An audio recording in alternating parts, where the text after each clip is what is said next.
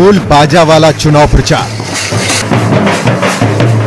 ना शादी ब्याह का मौसम है, न कोई पर्व त्योहार, फिर भी बोध गया की गलियों में बज रहा है ढोल ताशे का शोर। हर किसी का ध्यान अपनी ओर खींच रहा है। दरअसल वोट पर्व नजदीक आने वाला है तो नेताजी की नींद टूटी है और उन्हें गली कूचों में रहने वाली अपनी रियाया की याद आई है। ऐसे में ढोल के शोर के बीच समर्थकों के टोली के साथ खादी में लगदक नेताजी जनता के सामने वोट के लिए हाथ पसारते नजर आ रहे हैं। इस कोरोना काल में हम ढोल बाजा बजाकर लोगों के दरवाजे के पास जा रहे हैं। उससे ढोल बजने से आवाज से लोग बाहर आ रहे हैं और अपना इस बारे में बात को रख रहे हैं। पानी के बीच जनसंपर्क अभियान। बारिश और जलजमाव ने पूर्णिया की गलियों और मोहल्लों का बुरा हाल करके रख दिया है। देखिए बारिश से इस गली की कैसी हालत हो गई है। इस तरफ से गुजरना मुसीबत को न्योता देने जैसा है। इसके बावजूद यहाँ के बाशिंदे हर दिन कीचड़ से सनी गलियों से गुजरने को मजबूर हैं। तो चुनावी मौसम में पार्टी कार्यकर्ता भी कीचड़ और दलदल के बीच गली गली में जनसंपर्क अभियान में जुट गए हैं। तो जल जमाव का सामना कर रही जनता भी नेताजी से नाराज नजर आ रही है। विधायक हम लोग बनाए तो आप सामाजिक तौर पे देखिएगा कि क्या है। सामाजिक तौर पे आप आते हैं, पानी लगता है, आप आए वितरण करके चले गए, उससे क्या मतलब है। आप देखिएगा कि समाज में क्या हो रहा है, किसके साथ क्या हो रहा है, किसको क्या दिक्कत है। वो तो आप दिक्कत देखते ही नहीं है, तो फिर हम आपको विधायक क्यों चुने, किस आधार पे आपको हम चुने। एयरपोर्ट में वोट पर्व। बिहार में विधानसभा चुनाव की सरगर्मी बढ़ गई है तो वोटर्स को जगाने के लिए प्रशासन की ओर से जोर शोर से जागरूकता अभियान चलाया जा रहा है। ये पटना के जयप्रकाश नारायण इंटरनेशनल एयरपोर्ट की तस्वीरें हैं, जहां फ्लाइट पकड़ने के लिए यात्रियों की कतार लगी हुई है। बाहर जाने वालों को मतदान का दिन याद दिलाने के लिए कई बैनर और पोस्टर लगाए गए हैं। तो सेल्फी के शौकीनों के लिए ये सेल्फी जोन बनाई गई है, जहां आप शान से अपनी फोटो भी क्लिक कर सकते हैं।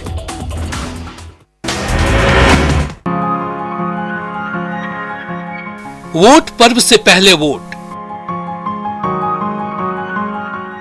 ये मुंगेर के डमी मतदान केंद्र का नजारा है। सैनिटाइजर, थर्मल स्कैनिंग और मास्क से लैस इस बूथ में आप मतदान से पहले वोट देने का अनुभव ले सकते हैं।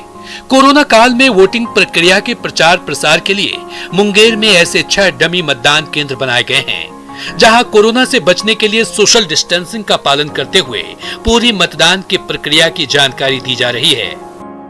उदाहरण के रूप में हर जगह पर एक मॉडल बूथ बनाकर दिखाने का प्रयास कर रहे हैं। जैसे आप देख सकते हैं, इसमें सभी बूथों पर एक हेल्प डेस्क रहेगा, जहां पर हमारे स्वास्थ्य डिपार्टमेंट के लोग, ICDS डिपार्टमेंट के कर्मी रहेंगे, जो वोटर्स का थर्मल स्कैनिंग करेंगे। छप छप छपरा।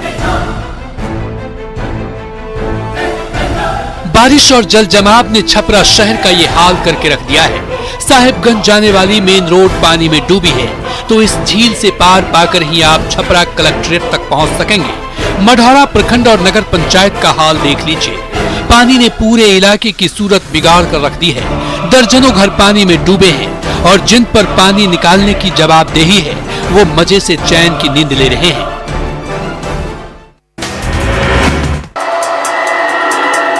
पानी पानी सीवान। सीवान में पिछले एक पखवाड़े से जल जमाव की वजह से हालात बदतर हो गए हैं। मुख्य सड़कें पानी में डूबी हुई है।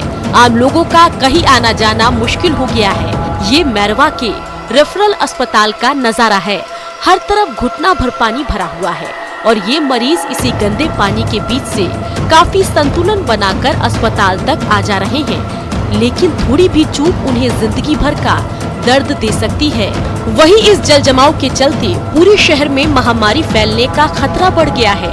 हालांकि सड़क पर पानी निकालने के लिए एक मोटर लगाया गया है, लेकिन ये खानापूर्ति के सिवाय और कुछ नहीं है।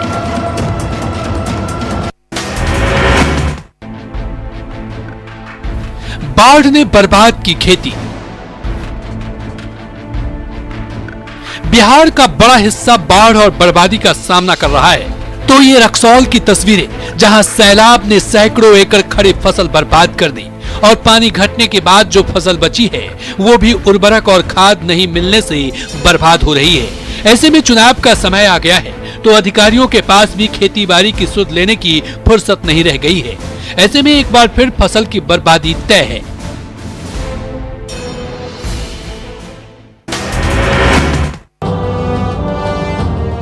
हथिया नक्षत्र में बरसे बदरा। पूर्णिया में इंद्रदेव एक बार फिर मेहरबान नजर आ रहे हैं। पिछले कई घंटों से लगातार मूसलाधार बारिश हो रही है और आम जनजीवन अस्त व्यस्त हो गया है। सड़कों पर ट्रैफिक की रफ्तार सुस्त पड़ गई है और तमाम गली मोहल्ले पानी पानी हो गए हैं। तो घनघोर बारिश में झोपड़ियों में रहने वालों को सिर बचाना मुश्किल हो रहा है। मौसम विभाग ने अगले 3 दिन तक मूसलाधार बारिश का अनुमान जताया है।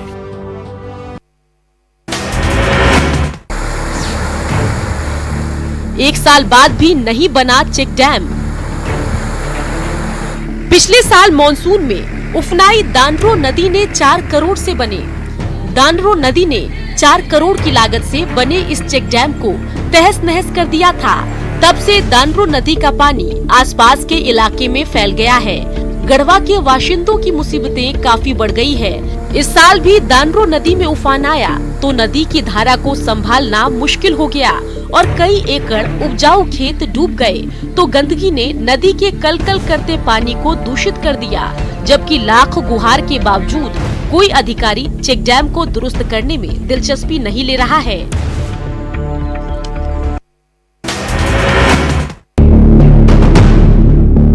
मछुआरों पर प्रकृति की मार। जमशेदपुर में खरकई नदी शांत पड़ गई है। ये मछुआरे पानी में जाल डालकर मछली के इंतजार में दिन भर बैठे रहते हैं, लेकिन दोपहर ढलने पर मुश्किल से 1 से 1.5 किलो मछली ही हाथ लगती है। इससे इन मछुआरों को परिवार चलाना मुश्किल हो गया है। हाल में डैम का गेट खुलने से खरकई नदी में उफान आया था तो उस धारा में काफी मछलियां बहकर चली गईं। अब जब नदी की धारा शांत हुई है तो मछलियों की तादाद घट गई है। ऐसे में जमशेदपुर के मछुआरों के सामने विकट हालात पैदा हो गए हैं।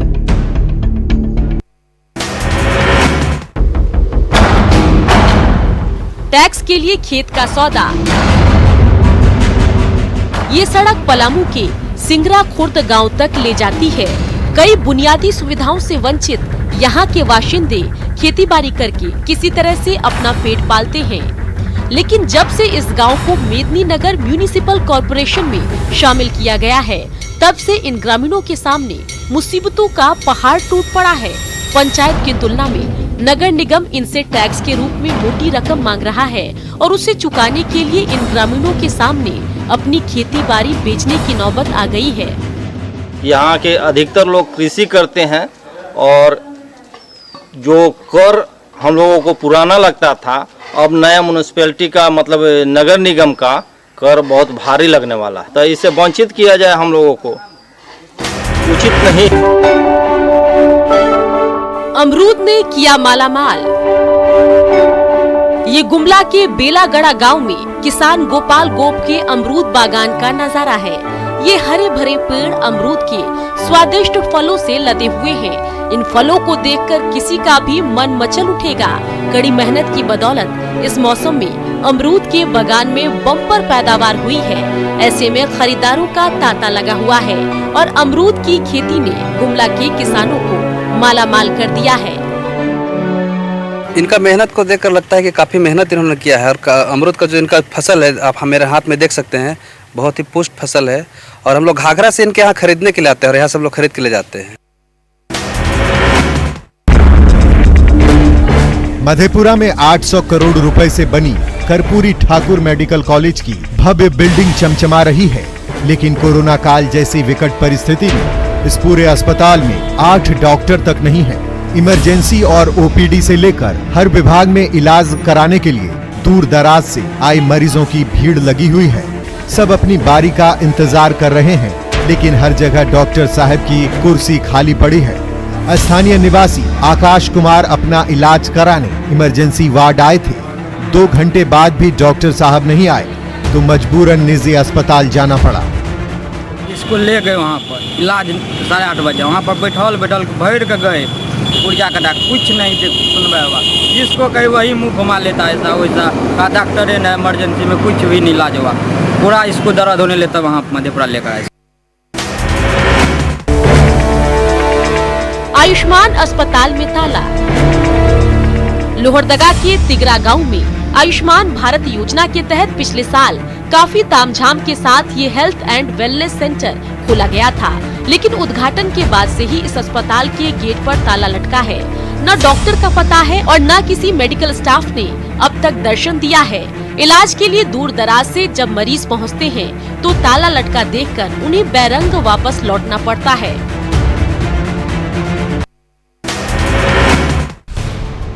सबको मिलेगा राशन कार्ड।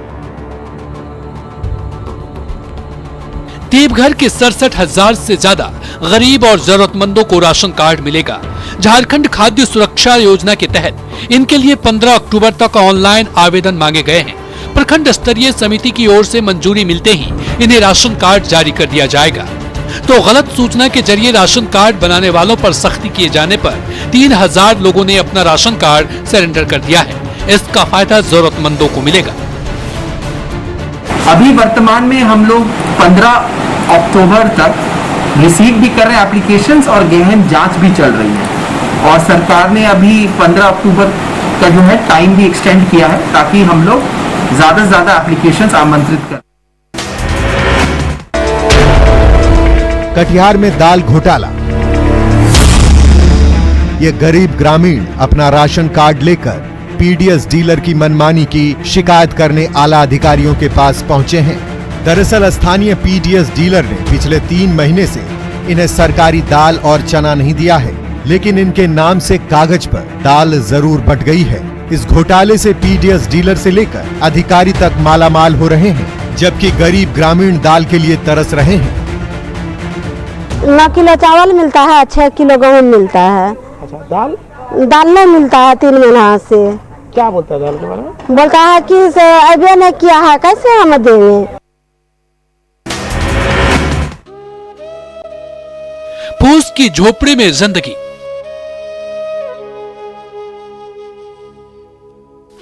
पहाड़ और घने जंगल के बीचों बीच ये घाटशिला की दीनहीन धीवर बस्ती का नजारा है।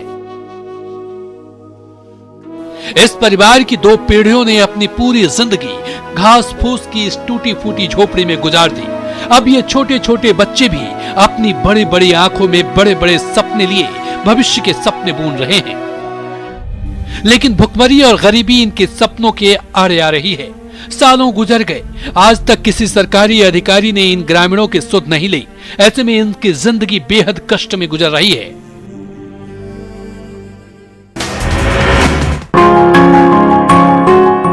आस्था पर कोरोना की मार। सिवान में दुर्गा पूजा की चहल पहल पर कोरोना महामारी का साया साफ साफ दिख रहा है। नवरात्रि शुरू होने में कुछ ही दिन बचे हैं, तो मूर्तिकारों को अब तक मूर्तियों के गिने चुने ऑर्डर ही मिले हैं, वो भी काफी कम बजट के हैं। ऐसे में ये मूर्तिकार भारी मन से इन मूर्तियों को रंग रूप देने में जुटे हुए हैं। एक समय था जब अनंत चतुर्दशी से पहले ही मूर्ति बनाने का दौर शुरू हो जाता था और उसकी कमाई से साल भर का गुजारा चलता था, लेकिन इस साल कोरोना के कहर से मूर्तिकारों के सामने भुखमरी की नौबत आ गई है। पहले बिकता था हम लोगों का मूर्ति जो है कि दुर्गा जी का कम से कम 1 सेट 12,000 13,000, इस साल 3,000 4,000 5,000, इससे अधिक नहीं चल रहा है। अच्छा, आपका अभी एक भी बयाना नहीं मिला? अभी एक भी नहीं हुआ है। क्यों ऐसा क्यों हुआ है? कोरोना काल में रांची के खाली रेलवे स्टेशनों और रेल पटरियों पर फिर से चहल पहल बढ़ने वाली है। पर्व त्योहार को देखते हुए रांची रेल मंडल 4 फेज में 28 ट्रेनों को हरी झंडी देने जा रहा है। इनमें जमशेदपुर से लेकर बेंगलुरु, मुंबई, पुणे, पूर्णिया, दिल्ली, हावड़ा, एर्नाकुलम और ओडिशा की कई ट्रेनें शामिल हैं। कुछ दिन पहले ही चुनिंदा स्पेशल ट्रेनों को मंजूरी दी गई थी। एक बार फिर कुछ और ट्रेनों को हरी झंडी मिलने से रेल यात्रियों की मुश्किलें दूर होने की उम्मीद है। एक साथ कुल ट्रेनें शायद संभव नहीं हो पाए, क्योंकि अभी तो कुछ भी ट्रेनें नहीं चल रही हैं, और 1 या 2 ट्रेनों को छोड़ के जहां तक रांची रेल मंडल की बात है। और जैसे जैसे आएगा वो हम लोग उसको धीरे धीरे उसको स्टार्ट करने का जो निर्देश आएगा। बुला रहा है दशम फॉल। मानसून में रांची के दशम फॉल के दिलकश नजारे पर्यटकों को लुभा रहे हैं। चारों ओर चहल पहल बढ़ गई है। 144 फीट की ऊंचाई से पानी की दुधिया धारा जब नीचे चट्टानों से टकराती है तो उसे नजारे में ऐसा आकर्षित होता है कि दूर दराज से सैलानी खींचे चले आते हैं। तभी तो कोरोना काल में अनलॉक के दौरान छूट मिलते ही दशम फॉल की खूबसूरती निहारने के लिए झारखंड ही नहीं बल्कि पश्चिम बंगाल और बिहार से भी पर्यटकों का तांता लगा हुआ है। अपना बिहार से आए हैं। कैसा लगा दशम फॉल? बहुत ही अच्छा, और इसके बारे में बहुत सुना था पहले से, और आज देखने को भी मतलब कि मौका मिला तो हम लोग देखने आए हैं। और क्या खास है यहाँ का, क्या खास लगा? प्रकृति का सौंदर्य देखने को यहाँ मिलता है और बहुत फेमस है ये जगह पर्यटक के लिए।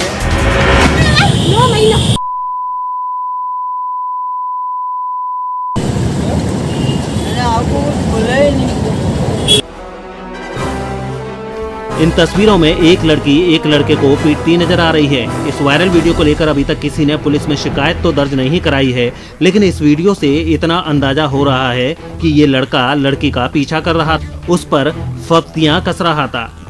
लड़के की इसी हरकत पर लड़की का गुस्सा भड़का और उसने लड़के को सरेआम पीट दिया। खास बात यह कि इस दौरान किसी ने बीच बचाव करने की कोशिश नहीं की, उल्टे इस मनचले की पिटाई का वीडियो बनाते रहे।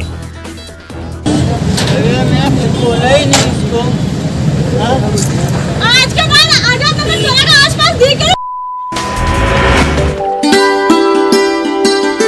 ये जो आप देख रहे हैं वो कोकून है। कोकून मतलब रेशम की माँ।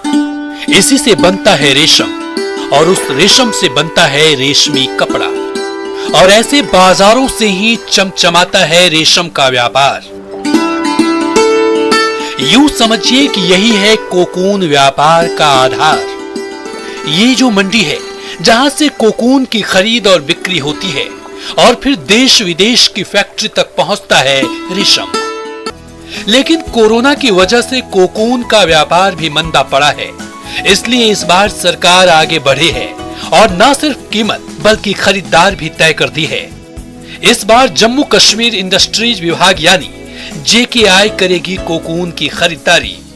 बता दें कि कश्मीर में पैदा कुल कोकून और रेशम का मात्र 30% ही स्थानीय खरीदार इस्तेमाल करते हैं। शेष 70% राज्य के बाहर के लोग खरीदते हैं।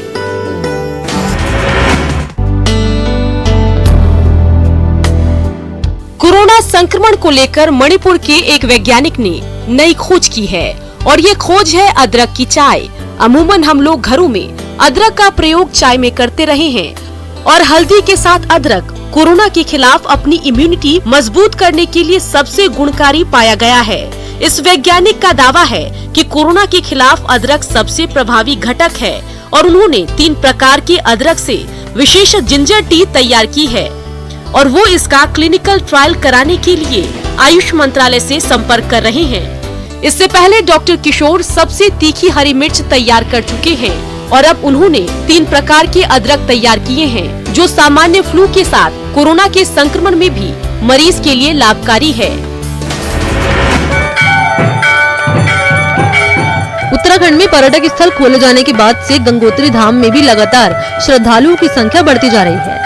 अब मंदिर परिसर से लेकर गंगा घाटों पर श्रद्धालुओं की तादाद देखी जाने लगी है। श्रद्धालुओं को भी लंबे समय से मंदिर खुलने का इंतजार था। गंगोत्री धाम में सुबह और शाम की आरती में श्रद्धालु पुण्य अर्जित कर रहे हैं। गंगोत्री धाम में श्रद्धालुओं के आने से अब व्यापारियों के चेहरे पर भी रौनक लौट आई है। पिछले लंबे समय से दुकानें और होटल के बंद होने से व्यापारी भी निराश थे।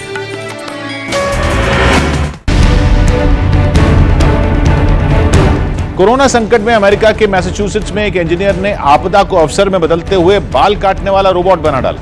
इंजीनियर ने ऐसा कमाल किया जिससे न तो सैलून जाने का झंझट रहा और न ही घर से बाहर निकलकर कोरोना की चपेट में आने का खतरा। और कैंची थामे उसके बनाए रोबोट ने जैसे ही काम शुरू किया तो उसके हाथ किसी हेयर स्टाइलिस्ट की तरह चलते दिखे। हैरानी की बात यह है कि बाल काटने वाला रोबोट सिर्फ काम ही नहीं बल्कि मन बहलाने के लिए बातें भी कर सकता है, यानी आदमी को ऐसा लगे जैसे वो वाकई सैलून में किसी स्टाइलिस्ट से ही बाल कटवा रहा हो। So how about that weather? I don't know. I mean, I guess it's warm out. Robot से बाल कटवाने की शुरुआती कुछ कोशिशें नाकाम रही। लेकिन उसके बाद उसने पकड़ बना ली, वो भी ऐसी कि वो कोई बेसिक हेयर कट नहीं करता, बल्कि अलग अलग ऑप्शन में चुना जा सकता है कि रोबोट से कौन सा स्टाइलिश हेयर कट कराना है। हालांकि रोबोट के बाल काटने की अपनी कुछ सीमाएं हैं, लेकिन उसे दुरुस्त करने पर काम किया जा रहा है।